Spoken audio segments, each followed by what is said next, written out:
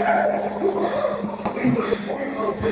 man named Ron is in the middle of the forest in a tiny, tiny shelter. In complete isolation, he waited until the forest flooded with darkness. And he had an audio recorder with him because he had been hearing some strange things in that forest. As he waited in his fortress of twigs, he suddenly felt the presence of something.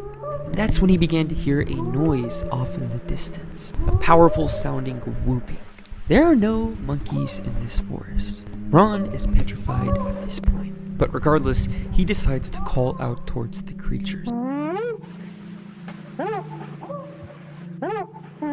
Suddenly, they run over to his campsite. Then they begin to speak in this psychotic sounding, rambling language. There are two of them on either side of Ron's shelter. They are speaking back and forth.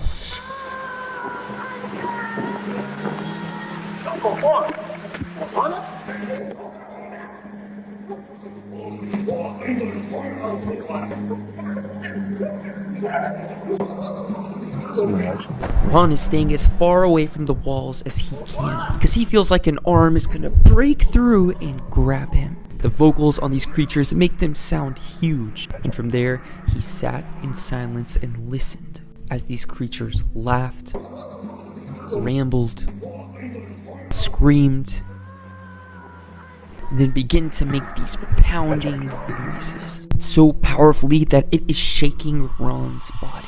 This recording is famously known as the Sierra Sounds, and it has been analyzed by experts. They say it is real. They say that that creature that we just listened to is probably 8 feet tall. I have a feeling it might be something supernatural though. Ron went back to the campsite with his wife, and they watched a light form in the middle of the forest and float by their campsite. From then, it disappeared. Makes me think that something more is going on at that place. Let me know what y'all think.